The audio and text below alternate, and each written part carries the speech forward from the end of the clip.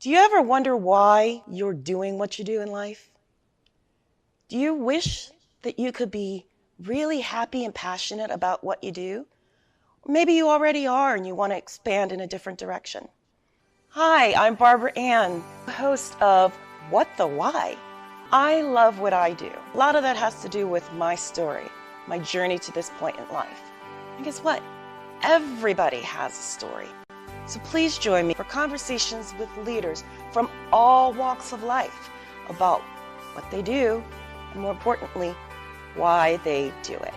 How they found their core purpose, their passion, their mission in life. And if you're looking for your own, maybe you'll get some great suggestions on how you too can find your why. Welcome back, everyone, to another episode of What the Why, the show that features conversations with diverse leaders from all walks of life about why they do what they do. More importantly, how they figured out that this is their purpose. If you're sick and tired of feeling sick and tired, you no longer want to feel stuck in your job, career, your company, or just your life in general, all of our guests have something in common with you. At some point, they felt similarly and or they went through a major pivot to figure out their purpose. And today, our guest is no exception. Please join me in welcoming Coach Keith Shaw. Keith has worked in HR for 35 years, beginning his professional career as an aircraft mechanic. So you wouldn't think that someone would make that leap from an aircraft mechanic to an HR professional to coach, but like I said, everybody's been through some type of pivot, and Coach Keith Shaw has done that. Starting as an aircraft mechanic and working his way to director level for Fortune 500 companies, he transitioned from building airplanes to building better organizations. Coach Keith has served as a guest lecturer and adjunct professor at Baylor University for several years, and he has helped multiple organizations implement high-impact leadership development programs that increase engagement, reduce turnover, and improve organizational performance. He's on a mission to solve the long-standing problem of unprepared leaders, which is so many, especially those of you who are subject matter experts that got promoted because of what you could do, but were never really taught how to lead. His motto is, let's make the workplace so we can make the world a better place.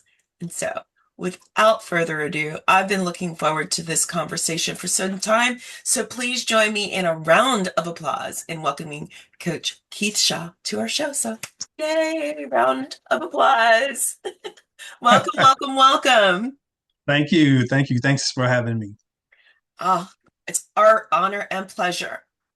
But before we dive into the bulk of the conversation, anyone who's watched this show, and if you're new, you'll get the gist of it.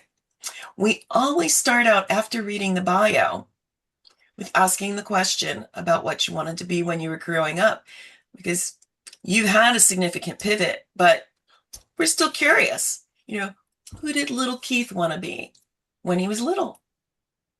Yeah, it's a great question. And I wanted to be a shop floor manager. So my parents worked in aerospace, defense, and security just like I did, but they worked on the shop floor. And they came home every day and complained about the horrible work environment that they were in. So listening to them complain about how the work environment was inspired me to decide, hey, I want to become a shop floor manager and I want to learn how to treat people right so that I can go into the workplace and be a manager and create a great work environment for other people. That kind of led to eventually, as I got older, once I got into HR, I kind of led to my motto of let's make the workplace better so we can make the world a better place. But that's what I wanted to be as a kid. And that's what I actually went to school to do. I studied management because I wanted to be a shop floor manager. And, the way things turned out, I wound up becoming an HR professional. But that's what I wanted to be when I was young. Wow. Okay. So industry adjacent, but from the leadership perspective, that, as I noted, most people really aren't trained how to be leaders. And Right. so You pivoted into HR because you saw that as an opportunity to create change. That's also a very brave decision to make because HR is not the same depending on where you go. How Right, did you right. make that choice? Well, I like to say HR chose me because Mm, when I graduated, I had a management degree, and I followed the the plan that everybody said. Hey, go to school, get your degree, go get a good job. So I got my piece of paper, and I went on the hunt for the right job as a manager. And I looked and looked and looked for like 3 or 4 months, and of course, no one would hire me to manage people without having any experience. So I, decided I wanted to work for a good company. So I said, hire me at the bottom and I'll work my way up and I'll learn mm, the business from the bottom. And that was my intent. And actually was consistent with my desire to be a shop floor manager because if I started as a mechanic, I eventually would have a chance to become a shop floor manager if I performed well. And I was on that pathway. I was a mechanic for about a year and a half. And as a mechanic, in addition to just doing my job and trying to learn as much as I could about the business, I would also go to networking events. I would go to charity events to represent the company. And I just happened to meet other people who were in positions of influence who actually, asked, who are you and why are you working in the shop on the shop floor? And I explained what I was doing, and that's how those opportunities happened because I was networking and also, volunteering and meeting other people who were volunteering, had a heart of service just like me, and those relationships helped people learn who I was and what I wanted to do, and that gave me the opportunity. And when one of those individuals contacted me and said, "Hey, you should apply for this human resources position. Your management degree is consistent with human resources. I know you want to be a shop floor supervisor, but human resources is a good profession as well." And to be perfectly honest, although there are days that I really loved being a mechanic, I was thinking, okay, I'm ready to get out of this shop floor, off the shop floor, because it was working in 110-degree weather inside a building, and in the wintertime, it was working on engines. When it was 30 degrees, it was a tough job. And so I was really ready to take the next step and get better working conditions. So when that came along, I took that opportunity. And once I got there, I realized that, hey, in human resources, not only can I make the workplace better for the people who I will one day lead, but I'm giving directions and advice to all the managers in this organization. So instead of having a positive impact on a small group of people, I'm going to have an impact on a large group of leaders, which will have a greater impact on the organization. So that's when I realized this is even better than a shop floor manager. This is what I'm going to pursue for my career. mhm. And and you didn't just stop there. You took it to the next level, both there and then eventually into your own journey as an entrepreneur in many ways, uh, which is the risk of quoting the poem, because the poem is the road not taken, but Mhm. that's because you opted for the road less traveled. How did you make the decision to pivot into going beyond just the company where you were an HR professional? Yeah, great question. I worked as an HR professional for 35 years. I loved it. I did extremely well, worked my way up, made it to vice president level and director level positions. And, at one point, I started thinking that, I enjoy providing these skills to managers and different people.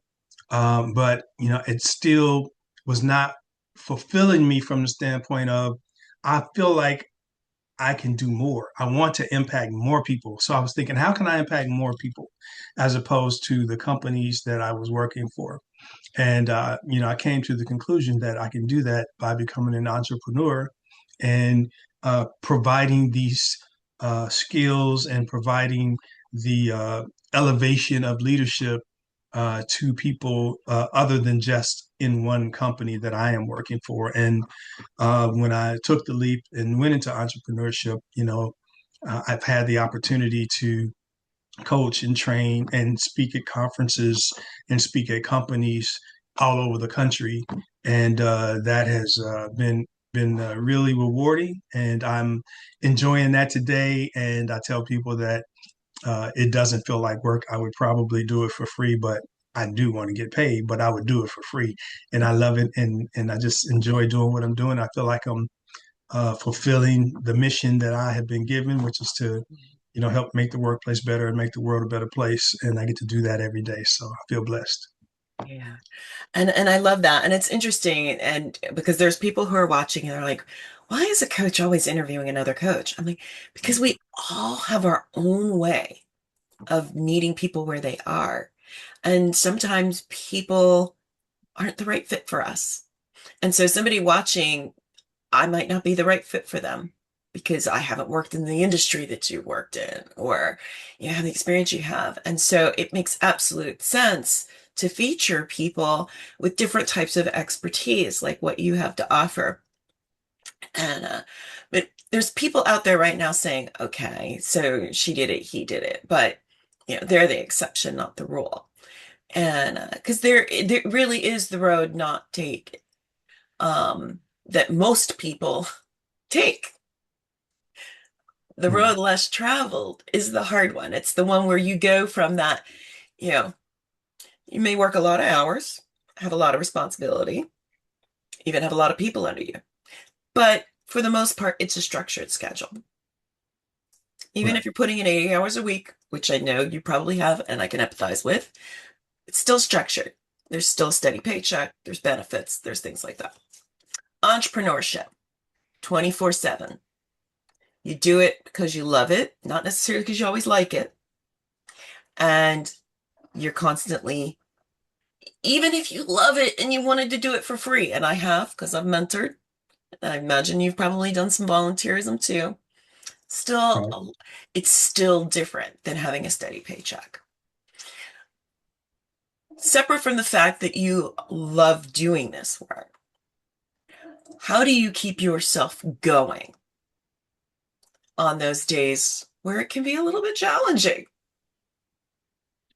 Yeah, a couple things. I would say one is that I have a mentor who is helping me continue to move forward, who's helping me get ideas about how I can continue to grow my business and experience more success. And so that is one thing that helps me, and we meet periodically, and that keeps me going.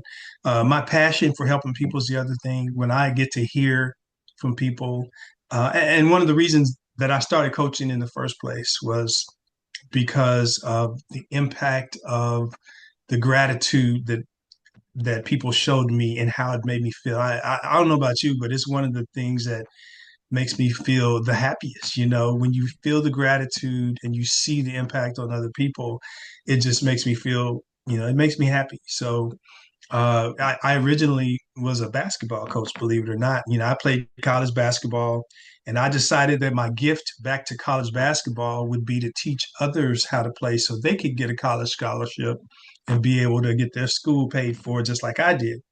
So I coached my daughters, and I have four daughters. I coached my daughters and neighborhood kids, and 12 of those kids went on to get college scholarships. Some of them Division I scholarships.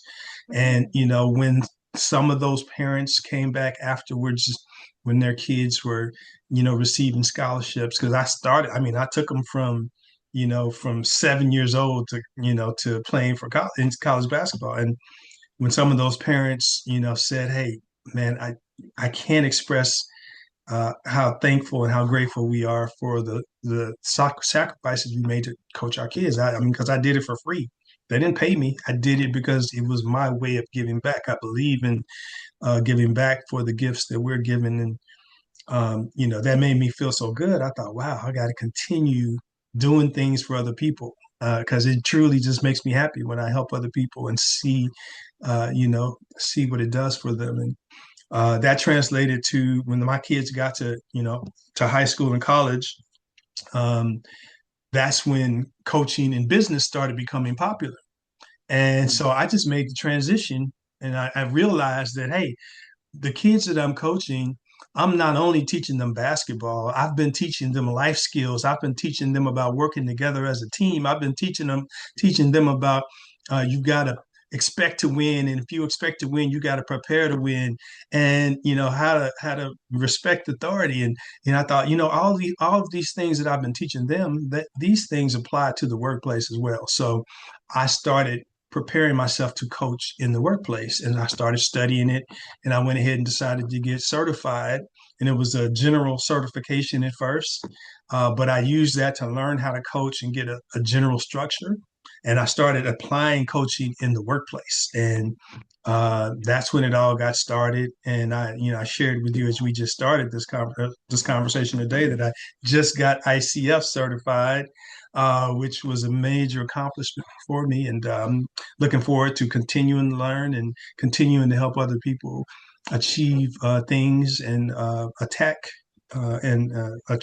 attain goals that they may not have otherwise tried to pursue if they didn't have support to help them do it. Yeah, and I really want to underscore and emphasize the fact that look, 35 years, Fortune 500 companies, you were doing coaching work in different roles at the VP level. Yet you still made the effort to go out, get certified, get trained, make sure that you were continuing your learning so that you could be an even better coach. Because I get the question all the time, well, you're an executive and leadership coach. I'm like, all coaching is life coaching. And whether it's a very high level executive or frontline individual contributor, but there's a process to it. And there's a lot of people out there that claim to coach.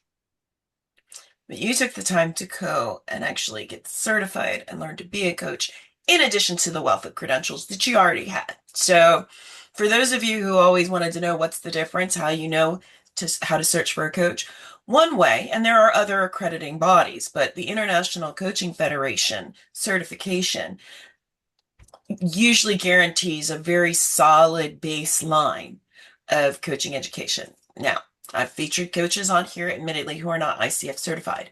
You don't have to be ICF certified, but it does demonstrate a code of ethics that you follow.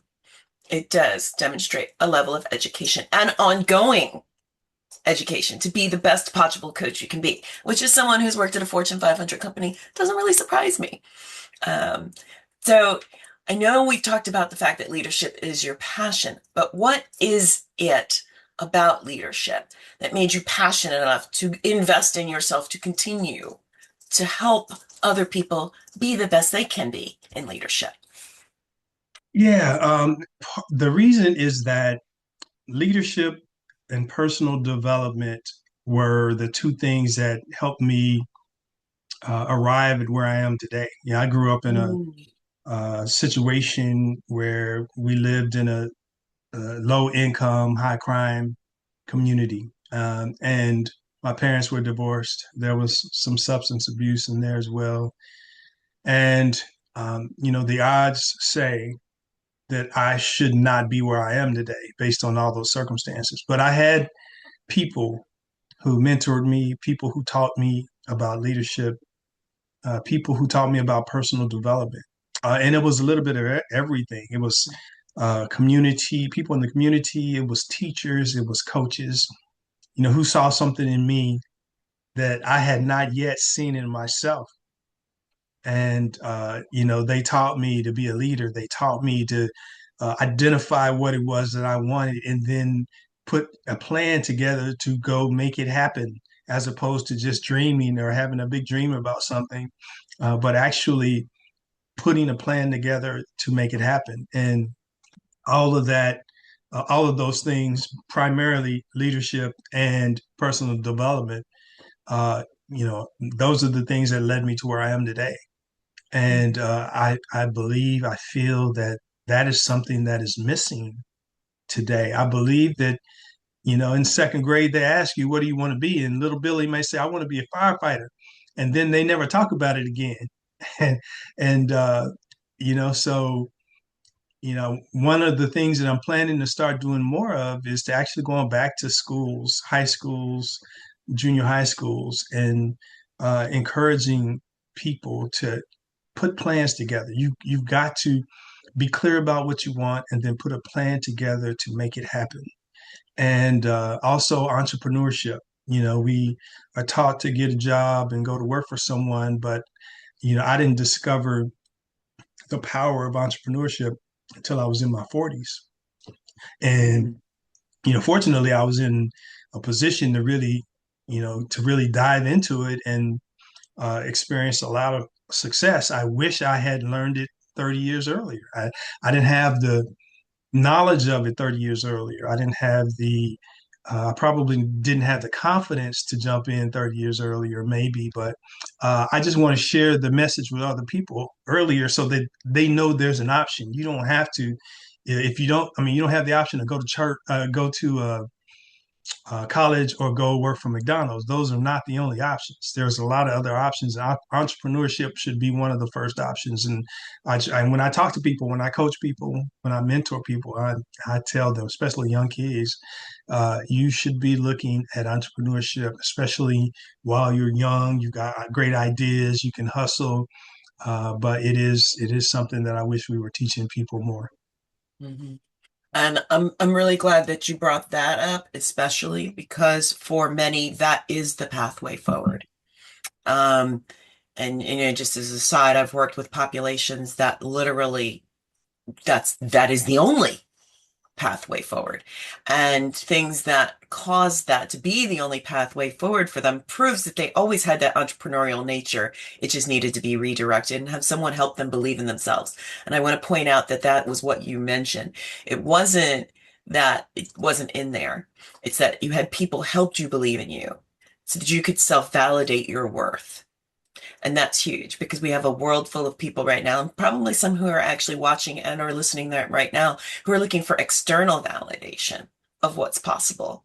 And you had people in your life and now are that person that helps people find the internal validation that keeps them going when things get tough. So there's people out here watching right now and or listening that are wondering, okay, that all sounds great, but it couldn't have been that easy. And of course it's not. What are some of the biggest lessons that you learned along the way that maybe you weren't expecting to encounter? Yeah, so there definitely will be challenges. There's no doubt about it. Um, the major one of the first challenges I faced was that I saw other opportunities that I wanted to pursue, but I for one reason or another was not allowed to pursue those opportunities, and this is typically applying for other jobs. And I know a lot of people struggle with this because when you apply for a job today, you get a generic, oh, we received your application, and we'll get back to you if your skills fit our needs. And so, then you never hear from them again. So, one of the reasons that I established the credentials that I've had was for that reason. I thought, you know what, I won't be allowed to be denied because I don't have the qualifications. So I'm going to make sure that I am extremely qualified, and I put in a lot of work. I'm always working to be the best version of myself also. And my discovery of personal development kind of supported that too. I'm still today, I'm looking, what can I do to be the best version of myself? Well, how can I be better tomorrow than I am today?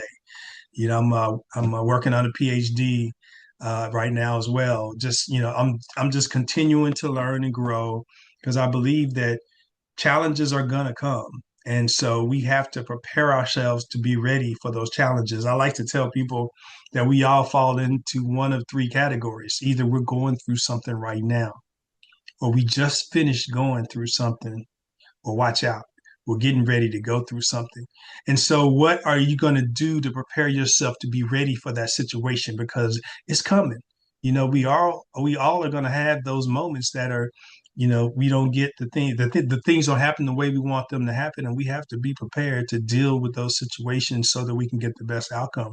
And the best thing to do is to prepare for it now, so that you are the person, and you become the person who will best advocate for you, your family, your dreams, and help you deal with the problems that you're going to face as you go through this life, which will have multiple challenges. So um, that's what I say as far as this is concerned.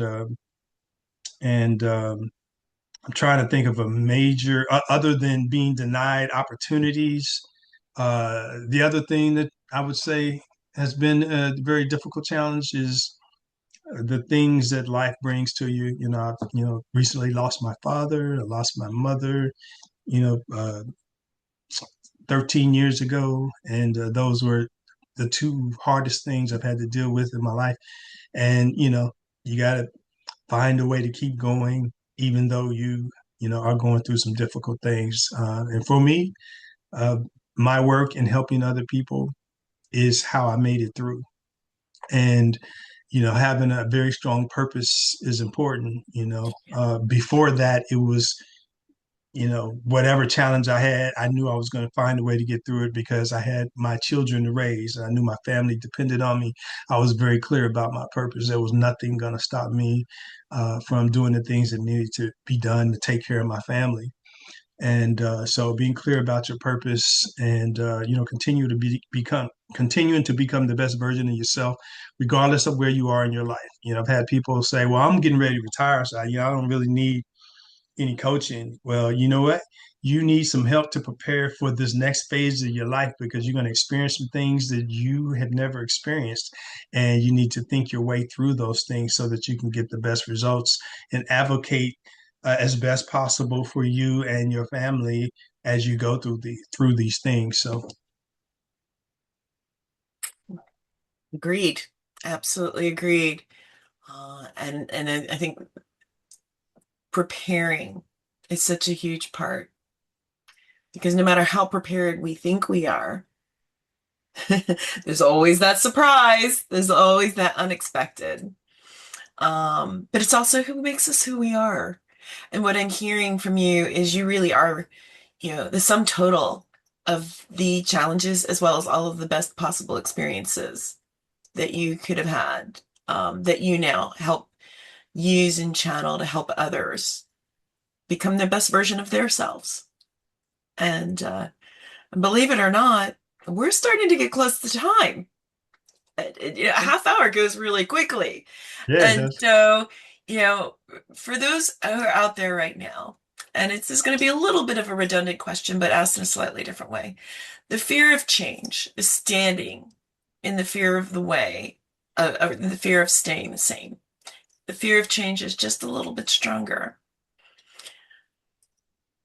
What words of encouragement can you offer to the people who are watching and or listening that find themselves in that situation? Because change, even for the good, can still be a little bit scary. Yeah, that's a great question, especially for today. The first thing that I would say is just to reflect on your life, reflect on the last year, even, and how many changes have happened over the last year. Mm. And the point there is that change is happening constantly. And as human beings, there's something about us that just makes us not like change. Like, I mean, I'm talking simple stuff. Like if you're driving in your car and the car in front of you is going too slow and you got to change lanes, we don't like it, So simple changes, we struggle with, and there's a lot of changes going on now. I'm going to say that since 2020, I've gone through more changes all at one time than I've probably gone through for the majority of my life. Stuff is just happening Mm. constantly in every area of life right now. And so we just have to understand that change is constant. It's going to happen. We have to learn to embrace it and not be afraid of it, because change for me can typically, at least based on the experiences that I've had, change has resulted in positive things. And because it's different, we're usually uncomfortable with it, and many people don't like it. But I think you can create a competitive advantage for yourself if you get comfortable with change. When you see change happening, look at it as an opportunity as opposed to just something that's going to change and affect you. Because a lot of times that change creates another opportunity for you, and embrace that opportunity for change and try to identify how can you emerge on the other side of that in a better position. Today with AI is a great example. People are afraid of AI. That is not the answer. Got to figure out how can I use AI to help me put myself in a better position going forward. How can I use it to make me more competitive? And once you get comfortable, if you can get comfortable with it, I believe it can help you see things that you otherwise didn't see. So trying to embrace change, and don't allow change to cause you to worry. I like to tell people that if you think about the things that you've worried about, 95% of them have never happened. Yeah. And so you've wasted time, you've wasted effort, and you've caused unnecessary harm to your body, because when you worry, you release cortisol, which has a negative impact on your body because it puts you in fight or flight, Yeah. which disrupts digestion and causes blood flow patterns to change and does a bunch of things that are not good for you long term. So try to look at the fact that most of the things you worry about don't happen. So try to control the things that focus on the things that you can control, and not worry about the things that you can't. And typically that will help you feel more comfortable with change, and hopefully get you to embrace it and engage in it more. Awesome. Thank you so much for the time. I'm so glad we got to do this. Again, my condolences to your family. Losses are tough, especially when it's a parent. And I really appreciate that you took time out of your schedule to show up and talk to our audience and be part of this ongoing conversation about pivots and becoming your best self and living into your purpose and figuring out what your why is. For those who would like to connect with you, audience, all of Coach Keith's information is going to be available in the comments section and or in the download overview, wherever you are accessing this episode, either video or in audio. But for those of you who are audio listeners, you hear it. What is the best way for people to connect with you? Yeah, absolutely. Two ways I would say. Number one is connect with me on LinkedIn. If you put in Coach Keith Shaw, I'm typically the first one to come up. And then secondarily, you can email me at coachkeith@coachkeithshaw.com. And I'm regularly talking to people and, helping them, solve challenges. I enjoy that. So happy to talk to anybody who's interested in having a conversation. Awesome. So there you go. You know how to reach out to him, connect with him, and or check out his contact information in the links provided with wherever you're accessing this episode. And again, thank you so much for taking your time to share your thoughts and your wisdom with our audience. Yeah, and thank you for having me. I've enjoyed the conversation. Thank you so much. Awesome. And to our audience, thank you so much, especially in recent months as we have gone international. The response from you has been fantastic. We're so excited. There's so many different options for you to listen to and or watch these days. So many different options. And so we really value the fact that you're taking your time and energy to invest in watching and or listening to our episodes and learning from the amazing guests that we are so fortunate to feature. And also, please, if you're benefiting, tell someone else so they can benefit as well. Help us reach even more people so that we can help them overcome whatever challenges or fears they might have from the amazing information being presented by our guests. Because as we say at the end of every episode, whether you're looking to make changes in your life, big or small, you can always tune in for more illuminating, fascinating, and inspirational conversations with guests such as Coach Keith, who overcame what some would perceive to be some seemingly insurmountable challenges in his life to ultimately work his way up, get educated, find his purpose, and live it.